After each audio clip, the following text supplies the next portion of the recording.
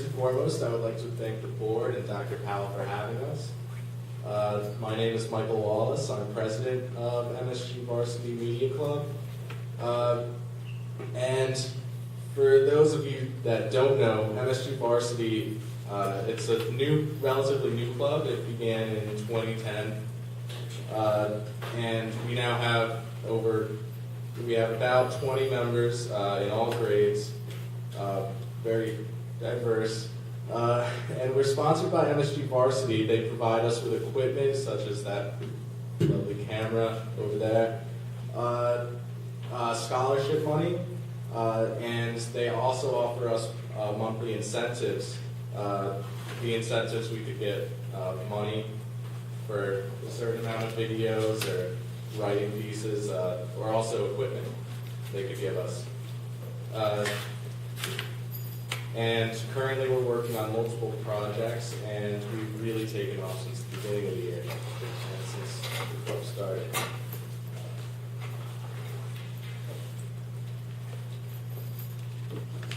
Hi, my name is James Howie, and earlier this year I got the opportunity to shadow one of the MSG anchors.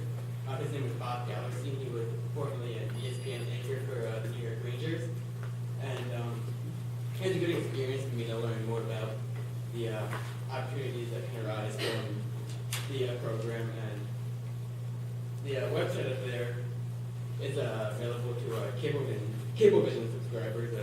We post videos, photo galleries, and game books and articles for the Cablevision members. And it's a partnership that really benefits both parties because we get footage that they can never get, and in return, like Mike said, we get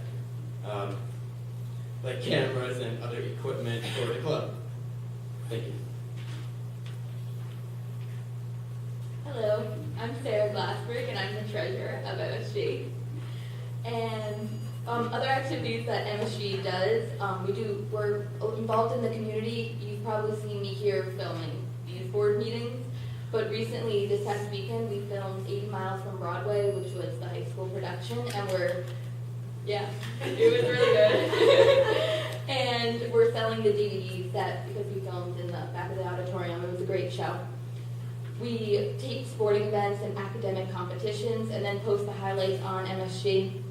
We promote upcoming club activities using our new video announcements instead of the regular speaking announcements on the speaker, which is usually every Friday. We try to get it up and running, but there's been some glitches, but it's really cool and people really enjoy it, so we hope to keep it going. Thank you.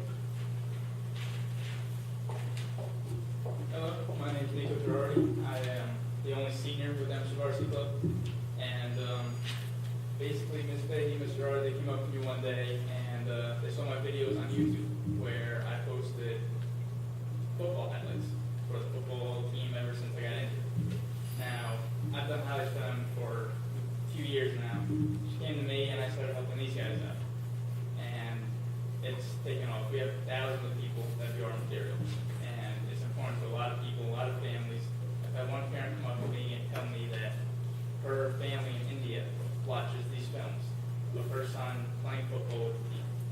Now, I started with football, but we're starting to do everything. We're doing plays, we're doing public service announcements, sporting events, every sporting event. And it's these things that the parents love to see, and family, and it's just, everybody loves doing this. And thanks to Ms. Shard and Ms. Bay, they're providing this opportunity for us, and as well as you guys. So if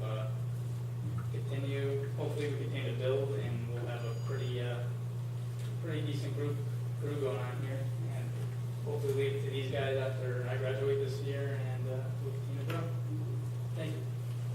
And we have a video that put together as well, and we'll help with these guys as well. Just a little montage of what we've done in the past week or two.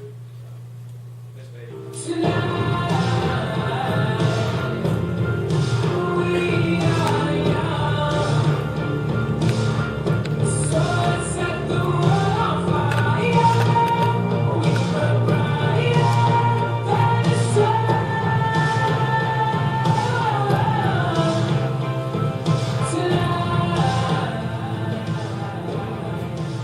Spackenkill, and this will be one of your announcements. I'm Keaton Leonard. And I'm Michael Wallace. And congratulations to both Science Olympiads. Team A won first place in the region, and Team B won fourth place in the region last Saturday. They both have qualified for the state championship in March. No, I know that I'm not always you got. Like I said, I just don't. Maybe we can find ways to fall apart. But our friends are back, so it's crazy. Somebody allowing this is back? I'm not there. My name is Kyle Barrett. I'm not going to say it. I'm Danny Griffin. So we'll continue on Cassidy and this upcoming Friday.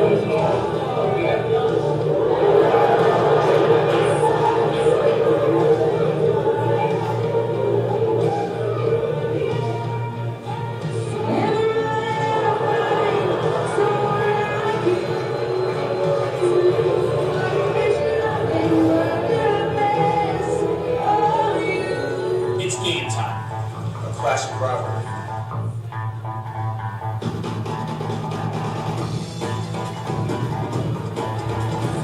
Annual tradition.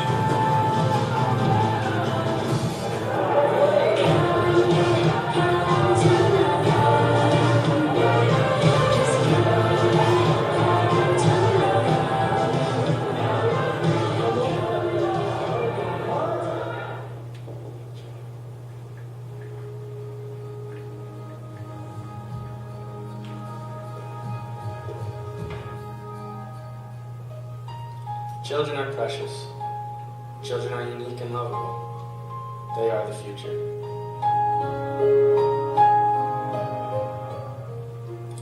Voices for Children is an organization that takes in abused or neglected children. We receive 80,000 calls each year and take in anyone who is in extreme pain or neglect. Wearing the same dress she wore yesterday. She has the bruises with a linen lace. Support our children and donate or get involved and volunteer.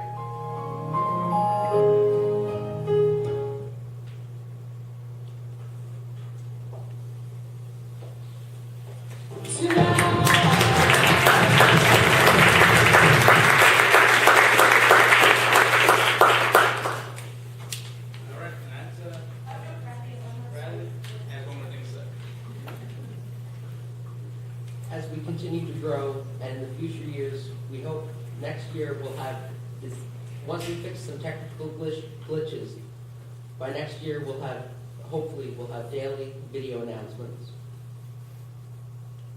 Also, we're going to be looking for financial support, possible grants and corporate sponsors to make a possible small studio to make taping and access to equipment a little easier. And also, hopefully, we'll be able to get a website available for everyone, not just Cablevision subscribers, to view our content. Thank you.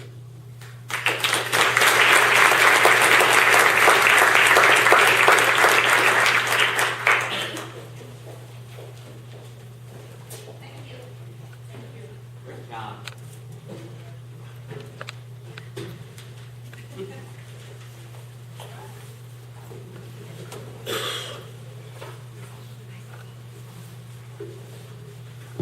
You guys are a hard act to follow. Okay. I don't have anything as exciting as the video they just presented. There's no music and not as many fun activities to view, but it is important nevertheless. Tonight is the presentation of the proposed budget for the 2012-2013 school year. As has been the case for several years now, the first bullet is something that we strive to accomplish when we are creating the budget for the upcoming year. That is to identify ways to reduce the budget-to-budget increase at the same time that we address the educational and safety needs of the students. This year, there is a further challenge, and that is the tax cap So we also had to construct a budget that complies with the tax cap limitations without requiring voter override.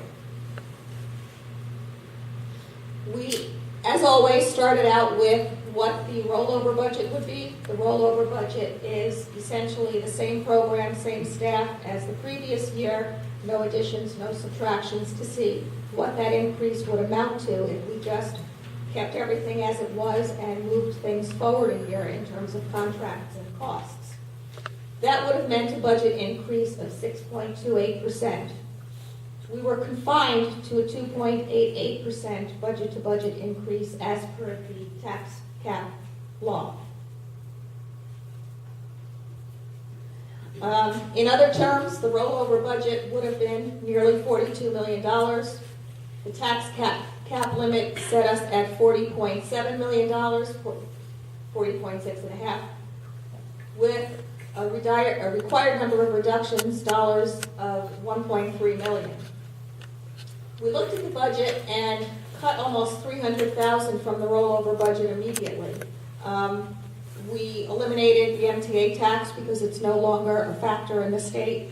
So that was something that was in the original rollover budget that we were able to take out. When the original rollover budget of 6.28% was calculated, we were estimating higher health insurance costs. As we get closer and closer, generally in March is when the insurance companies give us the actual increases, and so we're able to work with real numbers. Because that increase was less than we anticipated, that was something that we were able to reduce from the budget. Utility costs were another place where we saw savings, and we also did a line item analysis to tighten up some areas. For example, one of the things was to look at some of the BOCES programs and cut $100,000 from that, so that we tightened up, essentially we looked at 5 years of actual spending in all of the line areas, and we're able to say, well, if we didn't use this much in the last 5 years, we can reduce this without doing harm to programs. So that reduced about $300,000, leaving us with just over $1 million in cuts still needed. This current year's school budget was $39.5 million. Our proposed budget for next year, again within the tax cap limit, is $40.6 million. And the increases that comprise that increase are basically the retirement systems, the health insurance, debt service. This year, coming up, we have the payment on the high school coming on board for the first time, so that was a $500,000 increase. And then small changes in other places, for example, costs of programs, contract obligations, that sort of thing. But you can see most of it this year actually came from the debt service. One of the things that you heard about last week from Mr. Malkisher was that he needs an additional AIS teacher in order to meet the needs of the students who he will be servicing next year. And in his presentation last week, he realized that the economy is tight and that we're looking to cut positions. And so he proposed funding the literacy expert for AIS by eliminating individual sections of other subject areas. These were the ones that he mentioned in his presentation last week.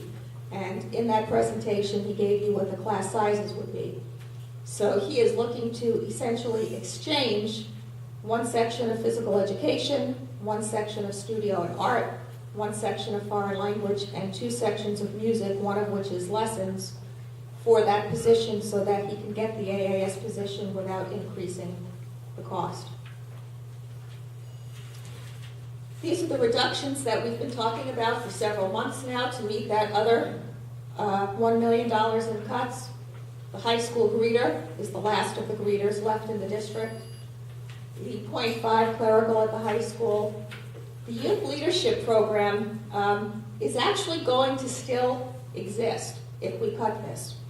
This program, you've actually had presentations at least once before by Kathleen DeFries and some students. As it's structured now, the youth leadership program is run with an advisor here at the high school, as well as the Chamber of Commerce. And it's $10,000 that we have to pay to the Chamber of Commerce to be involved in their aspect of the program. Mr. Fanuelli, as well as some of the students in the Youth Leadership Program, feel that the chamber component is not as useful to them as the building level component. And if we were to keep the advisor, which is proposed that we do, and simply cut out the chamber connection, we could save $10,000 and still have a strong leadership program in our high school. In fact, there is a chance that the chamber would actually find grants to fund their involvement if we told them that we were not able to provide the funding anymore.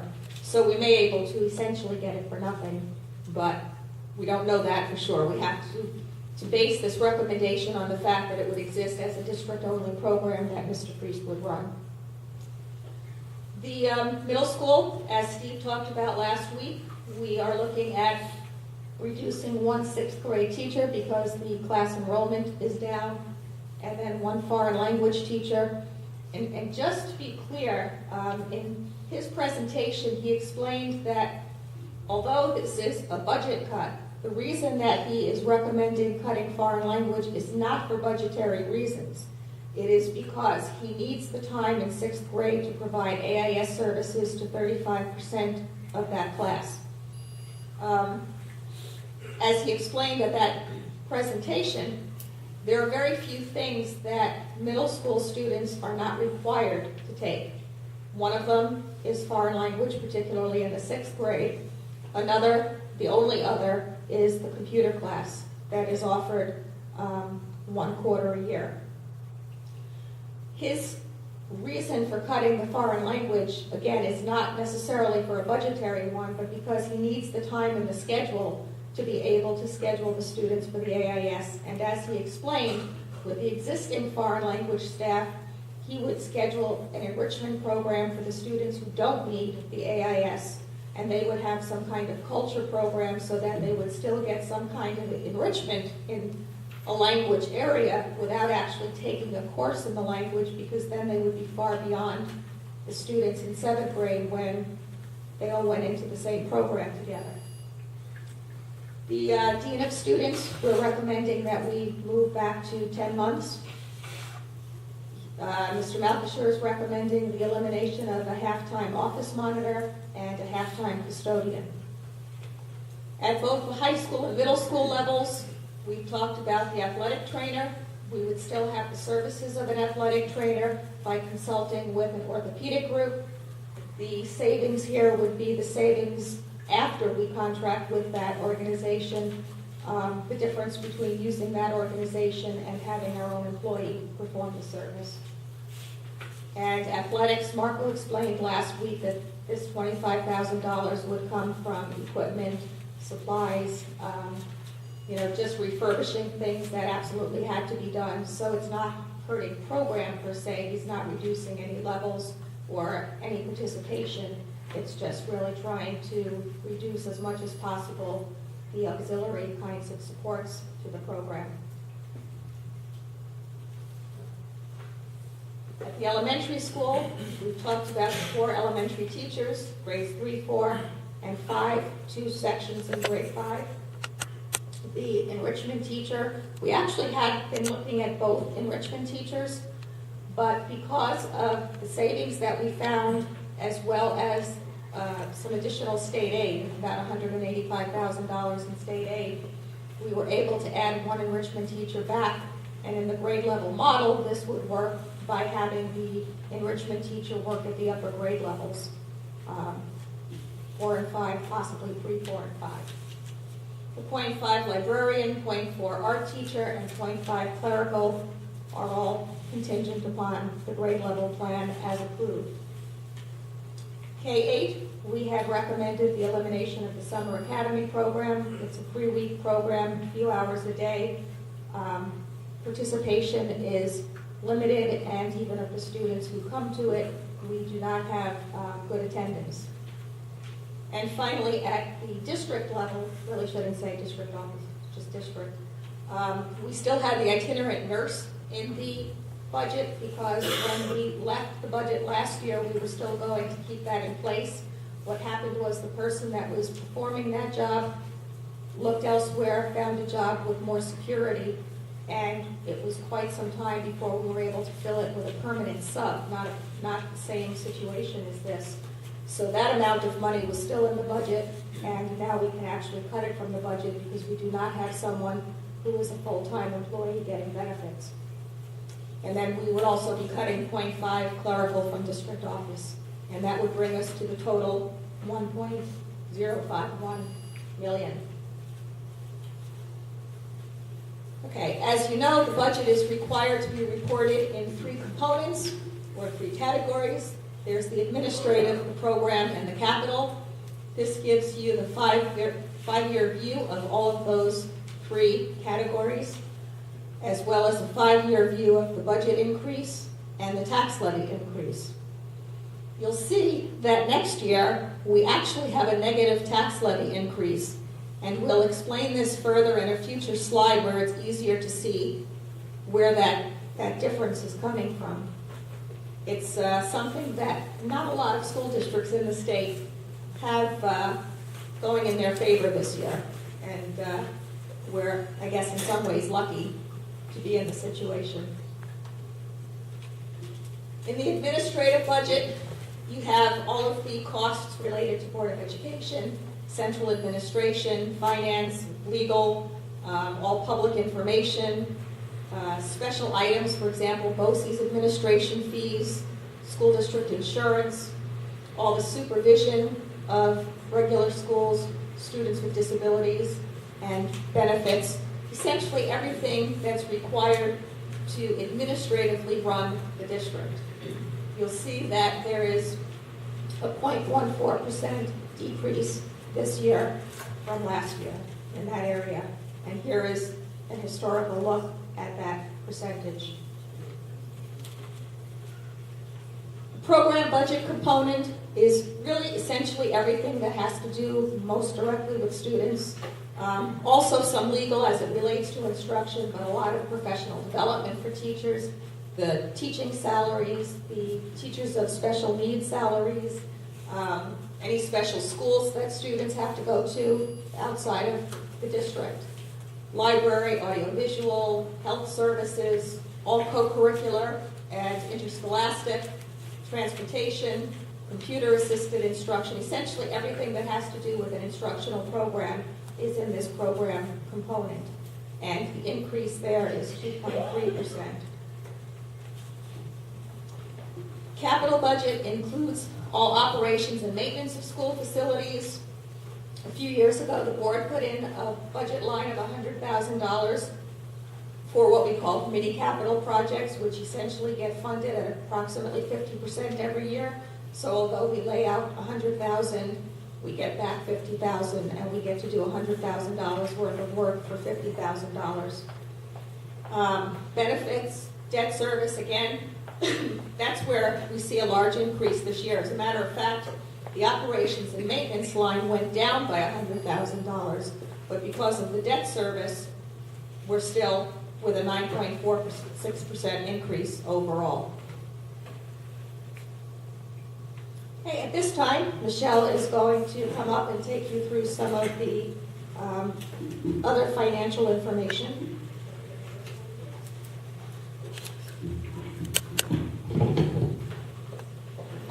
The next slide shows our revenue estimates for 2012 and 2013 based on the information that we received from the State Education Department. We do not have final numbers. We received an email today that we may expect to have final numbers within a week or so. Right now, our state aid is calling for an increase of about $140,000, and that's about 2.2%. The next area for our revenue estimate for next year is appropriated fund balance.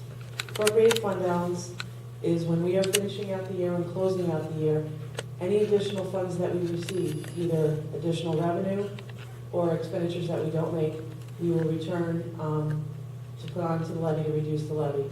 For next year, we're expecting that it'll be $1.5 million. In the past, we've looked at our reserves and used that to offset the levy as well, and that's in the amount of $800,000.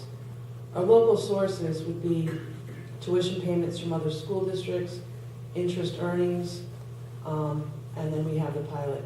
Going back to local sources for a minute, the decrease for next year is predominantly based on the fact that interest rates have gone down significantly once again. The next area is payment in lieu of taxes. There was a settlement with IBM. Their property is going to be taking off the tax rolls, and they will be making a payment in lieu of taxes in the amount of $4.3 million. The next line item is property tax levy, and as the superintendent mentioned, because the IBM pilot is coming off the levy and they're making that payment, the levy is actually going down for next year. The total for next year, the budget increase was 2.83%, and as indicated on the previous slide, the levy will be going down 10.8%. The next few slides have been compiled every year by Dutchess County BOCES for the 13 school districts in Dutchess County. And it's a way for the districts to benchmark certain areas of expenditures to see where they compare with other districts. So the 5 year starts with the 2006-07 school year, and it goes to the 10-11 school year. The categories are shown on total per pupil basis and a total basis. With the exception of the next slide, all of the numbers are adjusted for CPI. And this just shows you where the CPI has been for the last 5 years. For next year, it's 2%, where it relates to contingency budgets. So basic expenditure per student. What this is everything in the budget with the exception of transportation and the special items that Dr. Powell referenced before, insurances, BOCES administrative costs. You can see that over the past 5 years, Spackenkill is the second highest in terms of expenditures per student. The increase was 30.89%. But then when you look at our total expenditures that are adjusted for CPI, you'll see that Spackenkill is the 9th in the county, and that our total expenditures over these past 5 years only equated to 2.18%. So as we're still putting more money towards the students, we're trying to keep our expenditures as low as possible. The next slide is central administration, and over the last 5 years, when adjusted for CPI, we're the lowest in the county, and we have reduced our administrative costs by 11.32%.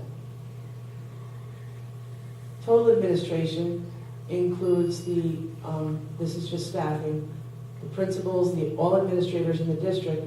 You'll see that Spackenkill has ranked at 12th out of 13th as far as expenditures, and we have a 5.21 decrease for the last 5 years. Total property value, this only compares from 10-11 to 11-12 school year, and you can see that there's only one school district in the county that had an increase in their property values, and that would be Northeast and Weebatuck. And Spackenkill has had a reduction of $71 million in taxable assessed value up through and including the 11-12 school year, and it's a 6.16% decrease. And finally, we're looking at state aid over the last 5 years. Spackenkill is third highest in the county in terms of the state aid increases that we've received. The increase is 10.93%, and part of that is for the first part of the building project that we were getting aid on in the 10-11 school year.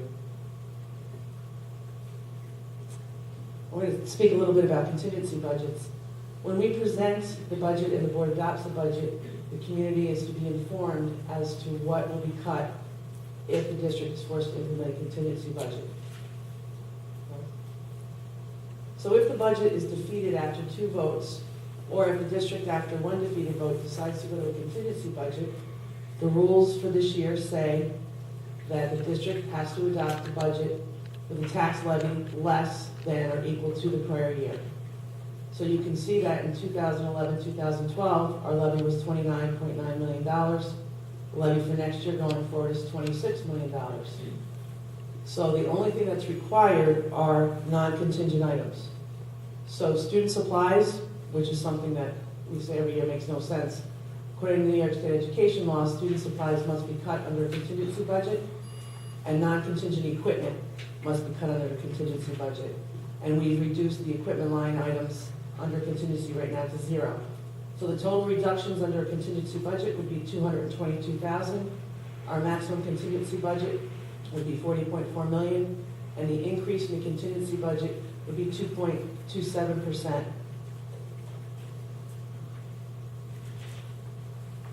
Before you go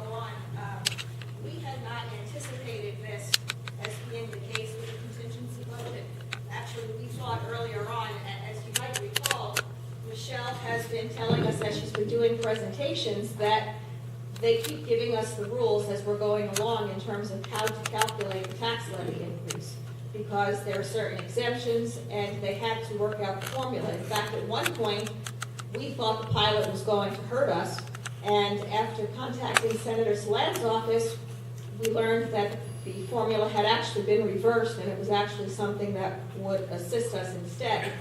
So at one time, people might remember hearing that if there was a contingency budget, we would have to cut almost twice the reductions. And we just found out literally about a week ago that that is not the case for a handful of districts who are in this pilot situation. And it's not everybody who has a pilot, but it's anybody who has a pilot coming on for the first time in the next school year. So that's the reason for that difference in the numbers. The other thing that voters will be asked to vote on May 15th is a board seat. Mike mentioned last week that his term expires this June, and he had said that he is not running, and so there's information about board petitions on the website. And I'd like to finish on a positive note, as we started with the students in the MSG Club. We've been seeing districts around us making cuts, significant cuts, over the past several years. We've seen Arlington and Poughkeepsie, for example, close buildings. We've seen Hyde Park talk about closing a building, which is postponed for now, but is in their imminent future. We have seen we've seen districts cut kindergarten to part-time. I'd like to just remind all of us that there are a lot of good things that we still have to be proud of in this district. Academic competitions. You saw in the video clip, for example, that the Science Olympiad team, 2 of the groups are going up to the States. That's this coming weekend, as a matter of fact. We have Odyssey of the Mind teams going to the States.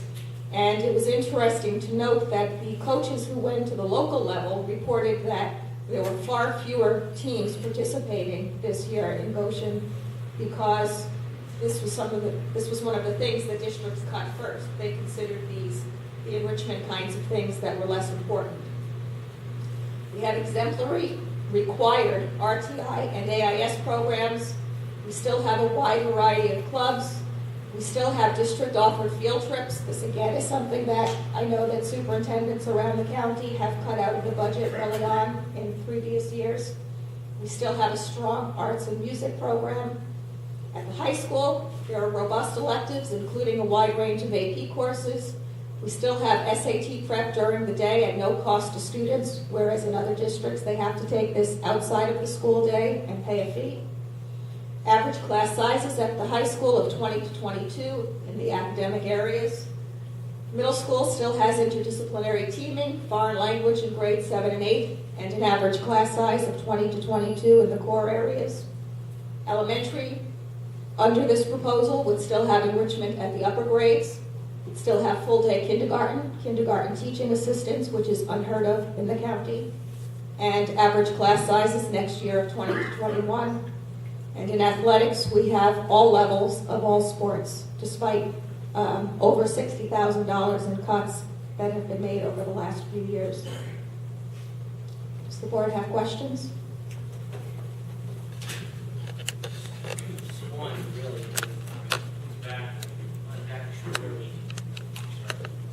not exactly sure where we left off with. Jill, you were going to get something about. Are you going to try and get Rob for us something about the summer academy? No, like some type of. No, well, in the near future. Yes. Okay. I guess that's really my big thing. I don't feel like we have a definitive. I don't have a definitive. Is this something that we really want to, keep up with? We have evidence kind of goes both ways with attendance this kind of week. And Dr. Powell, what's your personal? I know you wouldn't put it on the list if you didn't think it's important, but what do you think about the academy? Honestly, I don't think that in 3 weeks, with the number of hours that students spend, you can provide the kind of remediation that you need to really make a difference. And I think that the research has shown one thing that Jill did answer at the last meeting was that no one got out of AIS in the fall by having participated in this program. So I don't think it makes enough of a difference to warrant the expense. And, we have no other programs for any students during the school year. During the summer. We don't have any for students who fail a subject and need to take it. In fact, we're looking now at the possibility of some online courses for that, because in the past, high school particularly, students there would go to neighboring districts, and now the neighboring districts are starting to not allow outside students. They're only taking their own students because of the costs associated with running the programs. So we have no enrichment, we have no other summer programs. The one we do have doesn't really seem to be effective. So I would recommend eliminating it. And if we could ever put it back at some point, if the economy gets better, I would look at restructuring it and doing it in a way that makes sense to keep. Yes, well, that would be the next point. I mean, I certainly want to put back something that's ineffective, but is there any way to, let's say, the cost you have up there is $36,000. Is there some way to spend, whether it's 10 or 15 or 20, and do something, whether it's online, offer some means? I don't know. I'm just kind of brainstorming here. Students do have access to Castle Learning, which is an online program that works with them at their own skill level. That is something that would be a possibility that we could set up and make sure they knew about, that if they wanted to do some work at home or even come in during the summer, the buildings are open. They could use a computer if they needed to, if they worked it out with the principal ahead of time. That would be something that would be available, and they could do it from home if they have computer access, internet access.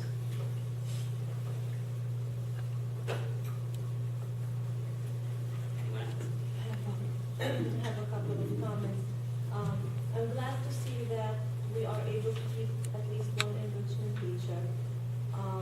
It seems with all the requirements were handed down from the state, we're cutting at the higher levels for this, the advanced kids to provide for academic intervention. That's at least my impression. So to see the enrichment staying, I like that. I don't like to see the foreign language being cut at 6th grade, but I can understand the principle behind it. I'm having trouble with the studio in art, and I already spoke with Steve about that, and I see where he's standing, where his point of view is, and that he needs to do this. The reason I'm having trouble with it is that it's not only the one studio and art class we're offering here at Todd. It's affecting the students once they get to the high school as well. Right now, the students, once they get to the high school, they have to choose between music in the morning or studio and art. Those of them who take studio and art here at the middle school can go on and take another additional art class while maintaining the music. Once we cut this, everybody is going to have to make a choice between art or music. Nobody's going to have the opportunity to do both. Studio and art doesn't have to be in the morning at the high school. Since I've been involved in Spackenkill, before, it's always been the same time as music. That's what I'm concerned. The music is always in the morning because we share the teachers. The studio and art doesn't always have to be in the morning. The concern you raised is if it's no longer offered at the middle school, then the kids who retain it at the middle school are now taking it at high school. So that would cause an issue as far as getting students everything they want, because they've already taken it at the middle school, they come not needing it at the high school, and then they can take something else. Now, more kids might need studio and art at the high school, so we'll have to. But it doesn't have to be in ninth grade. Doesn't have to be. So you can still see kids being able to take music at the same rate they are now. Yes, I'll look at it. The one thing that it could do is it puts the year off of kid advancing all the way through art, so they would have have to take AP art in their senior year as opposed to their junior year. And sometimes it's better in the junior year to still have that. If you want to be honest, to have that going into for colleges. So there is an effect, but we can still start.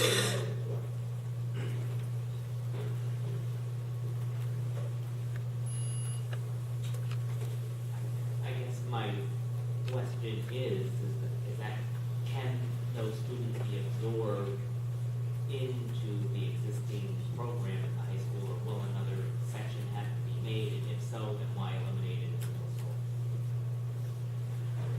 Will have an effect. I mean, I can't tell you. I think what's going to happen is some kids might not be able to take it when they want to take it. They might have to wait a year.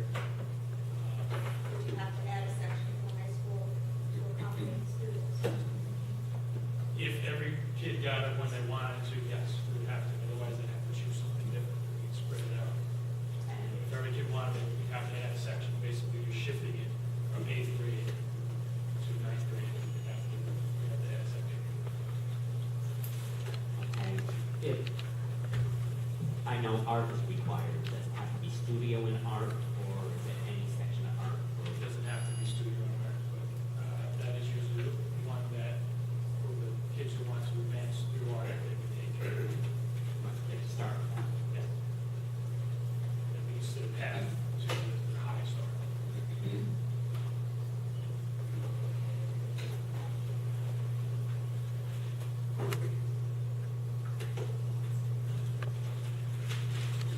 That's one section. So, 2/10 is the cost of studio and art for that one section. 2/10 of the teacher. Right, 0.5, it's about $17,000.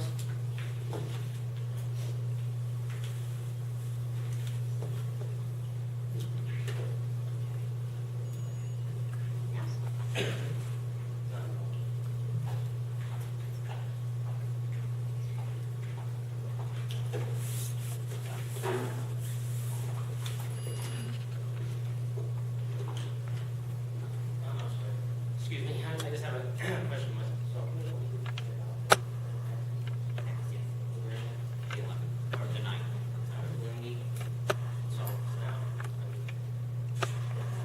Yeah. So what is there anything other than that wasn't on?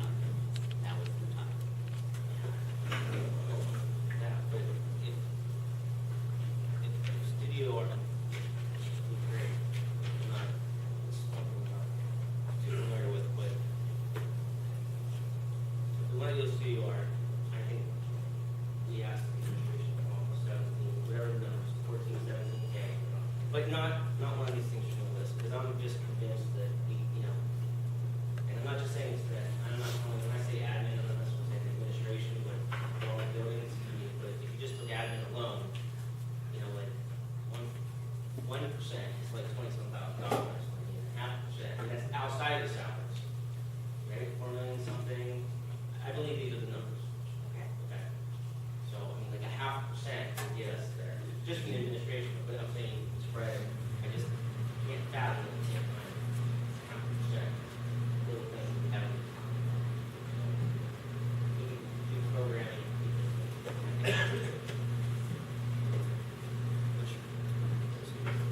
Well, I agree with Mike about the studio art weekend. One of the things that I sent you an email about the BOCES program, we have a pretty large 3.1 or 3.3 million that we spend at BOCES, and a lot of it is programs and instructional things that if we're cutting things here, we can also look at possibly cutting things, something out of BOCES that may not impact significantly everybody here, the middle school. I'm certain we can Kind of find replace something. studio and art with something that would not hurt kids. Especially in those two. Yeah, I can see that. Sure. Yeah, I'm on board with that too, because it's going to ripple through the high school, and it just pushes the problem to another location. So, if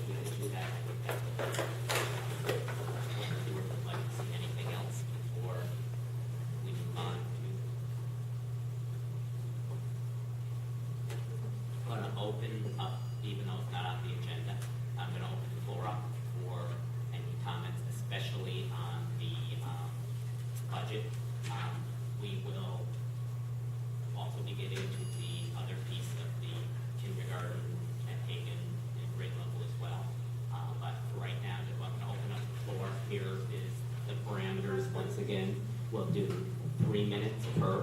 I have a timer so you can actually see when you're getting close. And just as you get there, just end your remarks. So I would appreciate that. And also another thing at 10 o'clock, we will stop comments no matter where we are and finish the meeting. And so we get out of here at a reasonable time if they haven't already ceased by that. Okay? So who's ever would like to get up the mic, just please state your name and address. Jennifer Kingstown. Chair's not here, but I was wondering why Fort Langley Richmond was decided as the program for the sixth graders who aren't taking AAS as opposed to something that, like current events or anything else that wouldn't put the AIS students behind in any way, shape, or form. I didn't know, he didn't really discuss what Fort Langley was, so I would put them behind, but if there was maybe a program. But, or is that I can ask him to address that at the next meeting.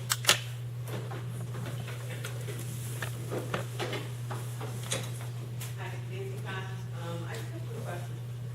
Well, first of all, I want to say that you guys did a great job. I'm really impressed with these economic contracts. All the people worried about that you actually decreased the level. But my question is, not that I'm complaining about the level being decreased, but I'm just wondering why we're taking so much out of the reserves.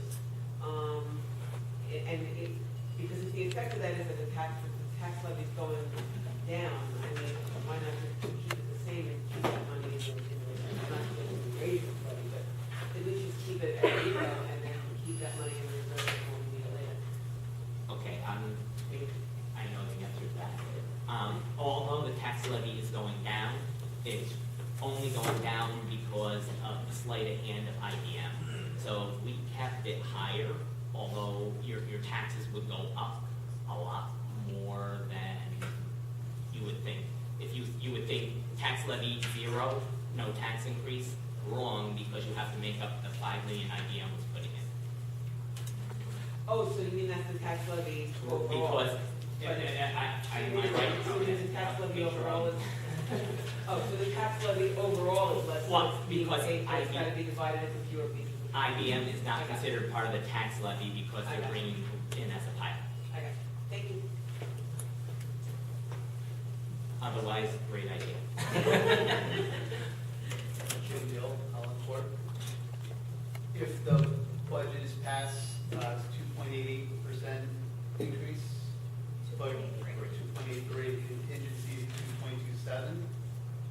All right, and if the budget does fail, that would be cuts to supplies and equipment, no other cuts? Okay. And the difference was about 400,000? 222,000. Sorry. So this will be on the website tomorrow if.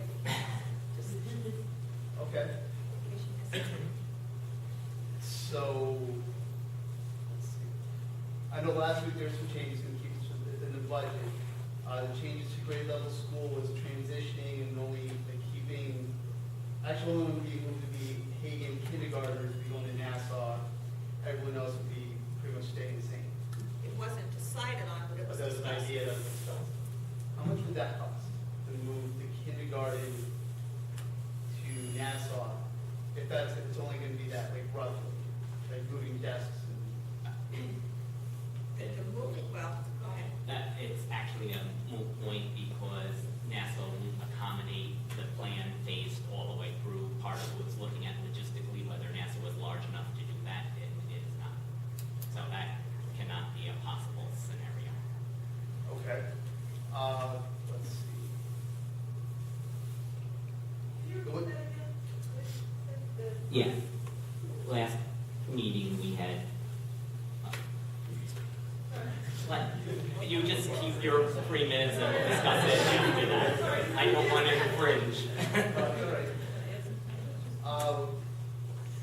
All right.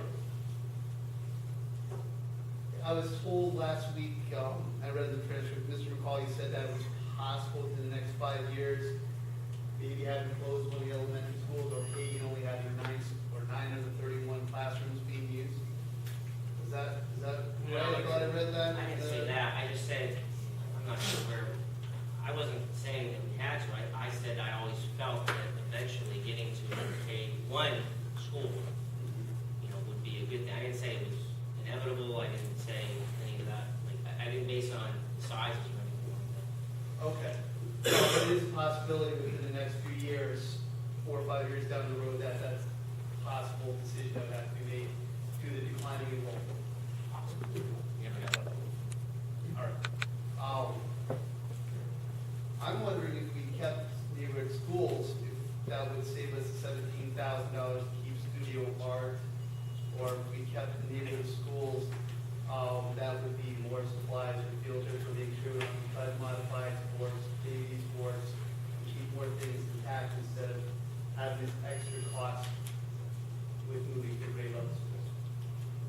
budget, thinking, why spend, move people temporarily where in 5 years you might have to combine in one school anyway?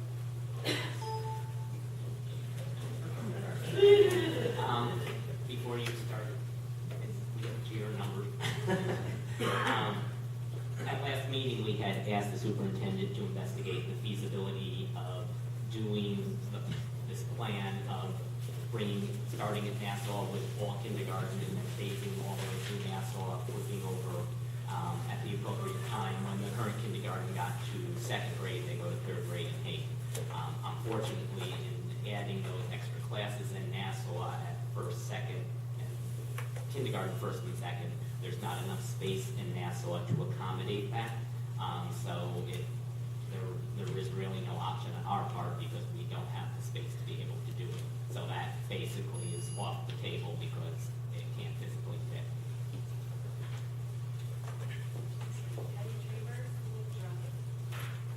I'm one parent of a current high school freshman and past graduates of the years 2008, 2003, and 2000. I'm also the current president of the Music Boosters of Spackenkill, and I'm here to speak to your concerns regarding the cuts to the music program proposed in the middle school budget. Studies over the past several years have repeatedly shown that participation in the arts can reach and increase the performance of students who often struggle to succeed in school and can provide new challenges for those students already successful. Participation in the arts results in students that are more engaged in their school, are motivated to succeed, and develop better problem solving and critical and creative thinking skills necessary to succeed both in school and in the workplace. While overall enrollment in grades 3 through 12 has declined over the last 6 years, the number of students choosing to participate in skill music ensembles has remained steady, so that now approximately 65% of our total student population in those grades is choosing to enroll in orchestra, band, or choral ensembles.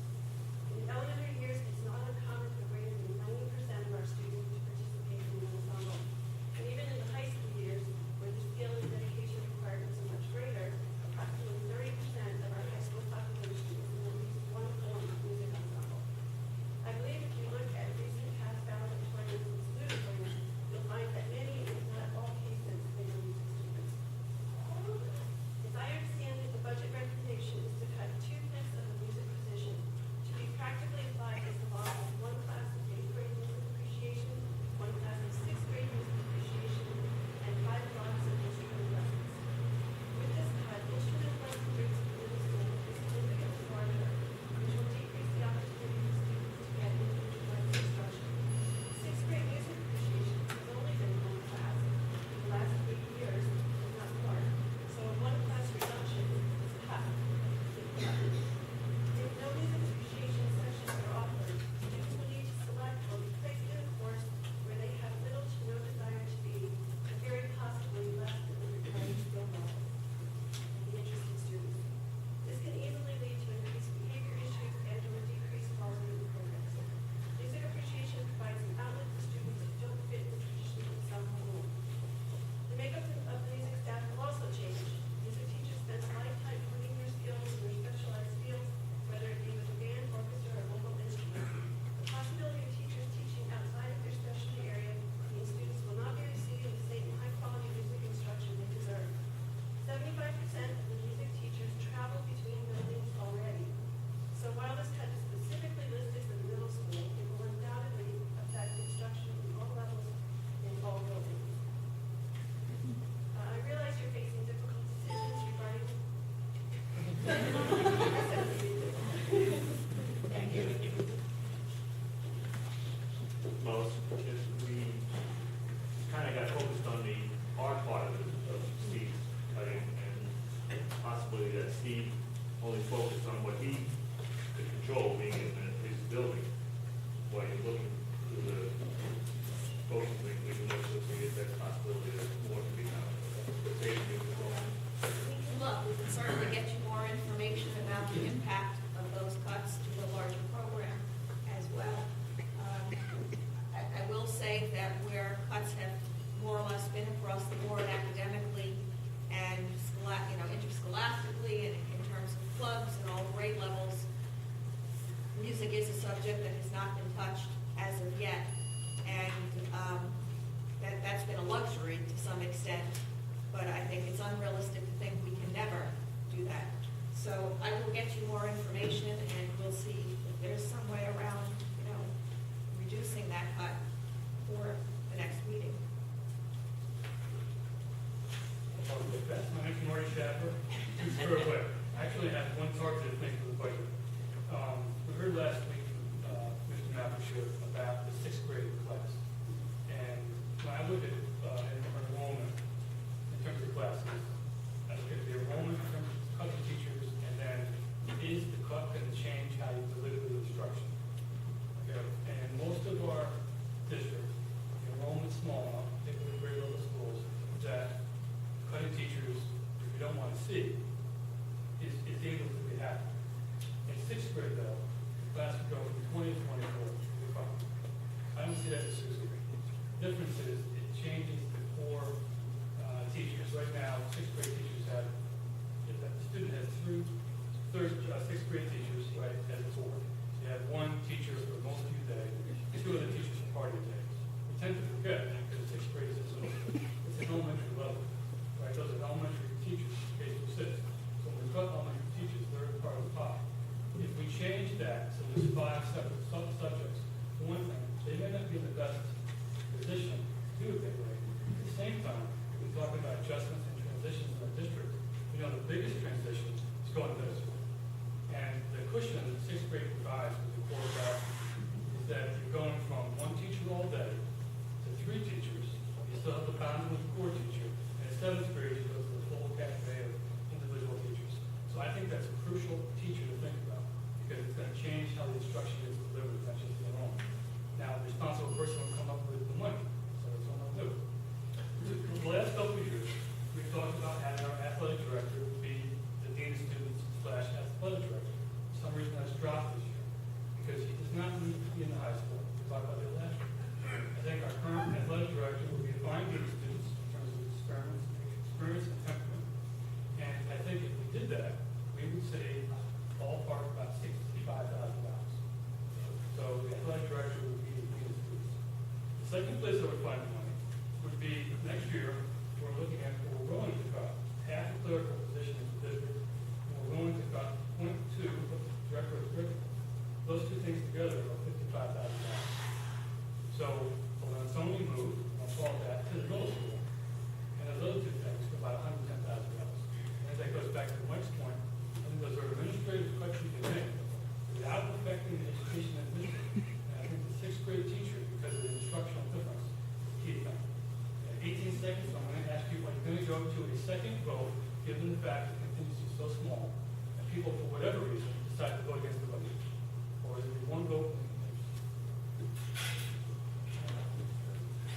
Oh, thank you.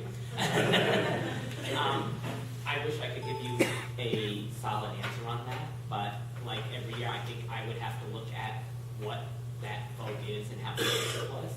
I mean, if it were just shot down, like completely, I'd probably just go to contingency and save the money of running another election. If it were close, and maybe I could cut 100,000 in something and save some of those contingent requirements that we have to cut. If it were close and I thought we could pass it, I might go to a second. But if you can tell me what the vote count is, I can give you a better idea. That fair? Anyone, it's nice to agree with Dr. Powell. We do a lot of great things in this district. We have to not forget that. Thank you. Sorry. I'm going to mumble it tonight. I did it last night. My name's Kathleen. My kids go to Nassau.